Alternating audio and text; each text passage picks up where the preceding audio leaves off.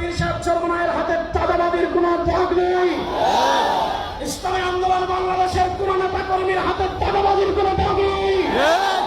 ইসলামী আন্দোলন বাংলাদেশের কোন নেতা কর্মীর হাতে টেন্ডারবাজির কোনো দাগ নাই। ইসলামী আন্দোলন বাংলাদেশের কোন নেতা কর্মীর হাতে খুনের কোনো দাগ নাই। ইসলামী আন্দোলন বাংলাদেশের কোন নেতা কর্মীর হাতে ধর্ষণের কোনো দাগ নাই। এই নতুন বাংলাদেশে আর কোন চাঁদাবাজ টেন্ডারবাজ খুনিদেরকে রাষ্ট্র ক্ষমতায় দেখতে চান? ভাইকে যারা পাথরে হত্যা করে তাদেরকে ক্ষমতায় দেখতে চান? জাতীয়তাবাদকে রাষ্ট্র ক্ষমতায় দেখতে চাই না।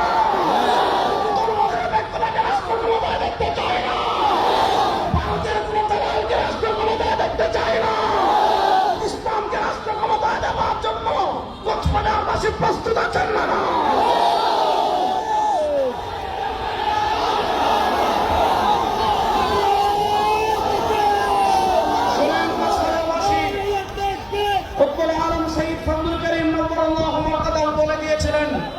শুধু নেতা নয়, নিজেরও পরিবর্তন চাই।